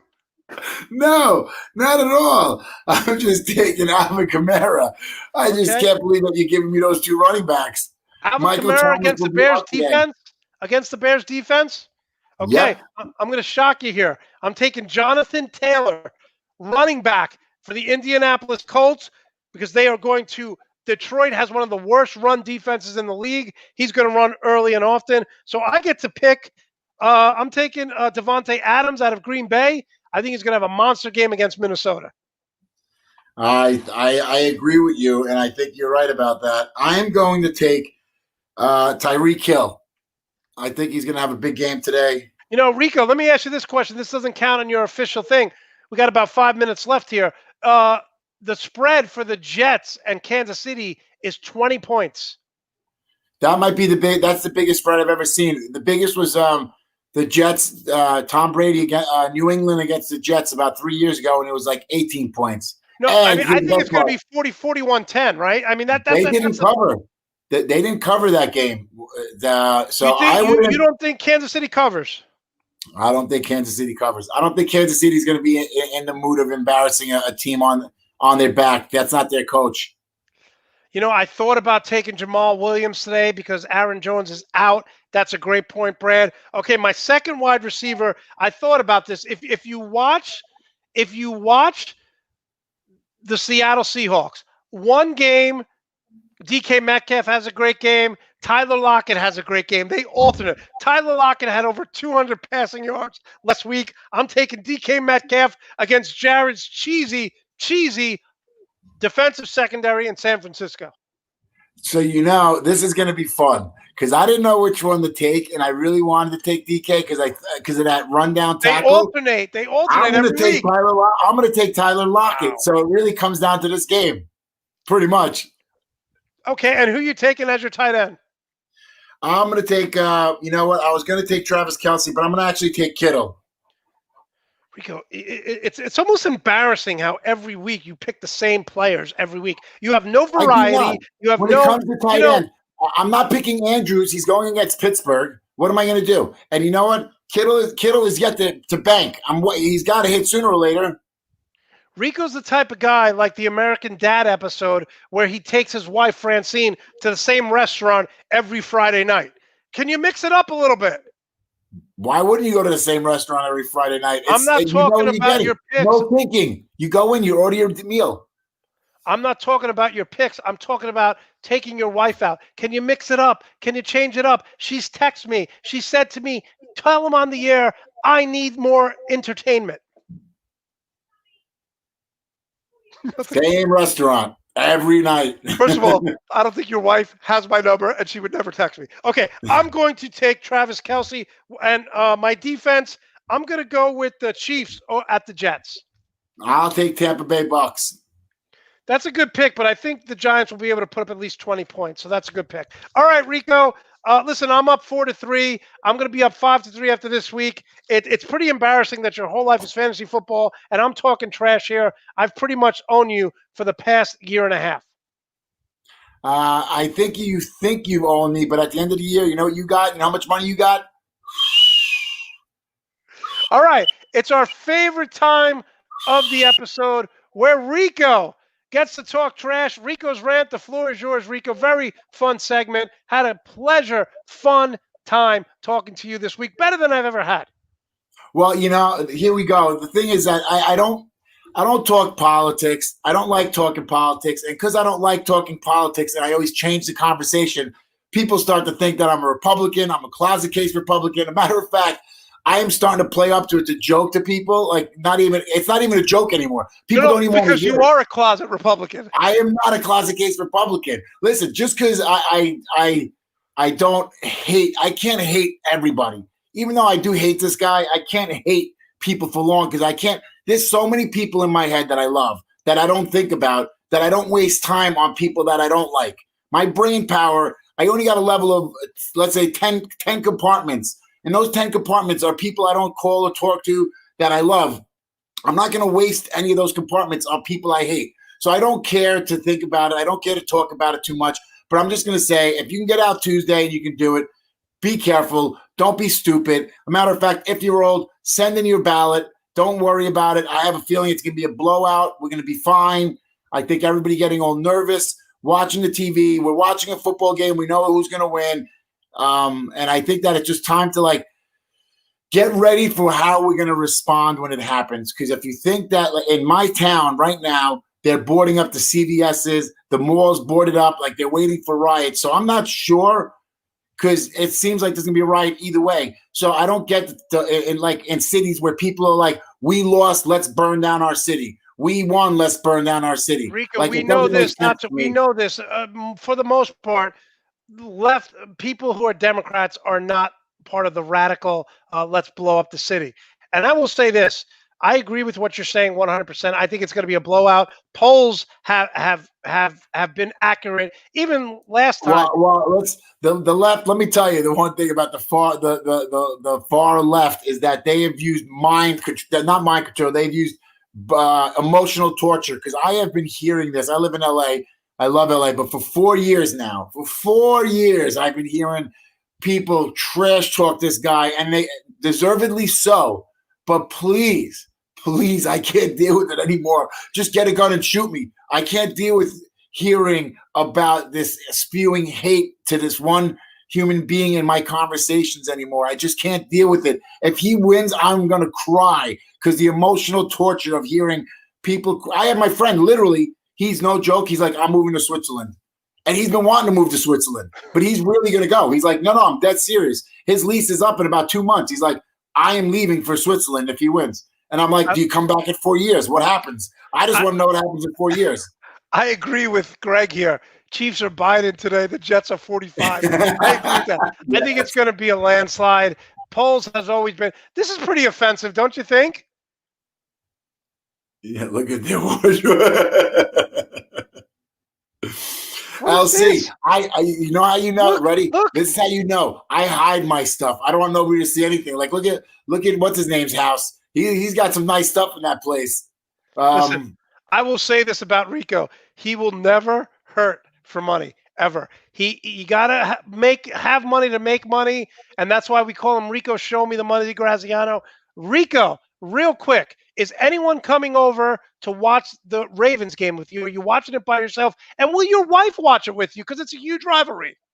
No, she won't watch it. She hates football now. She doesn't like football at all. She just hates. She fights me to watch football games lately. Levi, most likely he's been texting me, but I don't look at my phone during the show. But he's been texting me, so he's probably going to come over unless he's telling me he can't. But most likely he'll be here. But we watch. We have the setup. We have 2 computers, 4 screens, but the main screen will be the Steeler game today, like always. Oh, we're just getting killed about our wardrobes, our backgrounds. There's a brand new purple shirt. I'm wearing purple. It's stylish. All right, Rico. Listen, the trading deadline is Tuesday. We are not doing a show on Tuesday just because it is election night and people will be focused on that. We'll see you next Sunday. This was the most fun I've ever had with you doing a show. I'm very concerned about Alvin Kamara having a big game today against the Bears defense. I think he's gonna have a big game, but I'll be traveling Tuesday, so it works out perfect. I don't want to be in town. Where are you going? Going to Palm Desert. We got like this little house that we're gonna get to go away for a few days. So you're going to a Trump inauguration party part 2, basically what you're telling me. All right, Rico, thanks so much. We'll see you next week. That was Rico. Show me the money. Graziano does a tremendous job. Look, we ran a little late today, but it's the week before the election. Have a lot to talk about. Here is my extra point. So I just want to talk about, listen, I have family members, I have friends who think that COVID-19 is a joke. Trevor Lawrence, the star quarterback from Clemson, came out this before the season started and said, we need to play. We need to play. It's safer for us to play. Well, Trevor Lawrence is going to miss 2 weeks. 2 weeks because of coronavirus. He might miss more. I'm going to say this. I don't care who you vote for. In America, we had 48% of Americans vote last year. Vote for who you want. But I know this. I don't want to see empty stadiums anymore. I don't want to see they aren't militia. They're radical right-wing terrorists with guns. I don't want to see empty stadiums at games. Go vote. If you haven't voted or you're not registered to vote, tweet out, text, tell all your family and friends to vote, because the only way we make change is by voting. I want to thank Rico, Show Me the Money, Graziano. He's doing a tremendous job. Listen, he's winning people a lot of money. He has 6 winning weeks. 1 losing week against the spread. I want to thank Alex Scooby. I want to thank Brad Ward. And I want to thank all of you for tuning in to the full Monte Sports Show. Again, we're trending number 3 on YouTube. We used to do just podcasts, and we started doing this YouTube show about 2.5 months ago, and it's been tremendous. And I want to thank all of you for watching. Enjoy the games today and go out and vote. And in the immortal words of Arnold Schwarzenegger,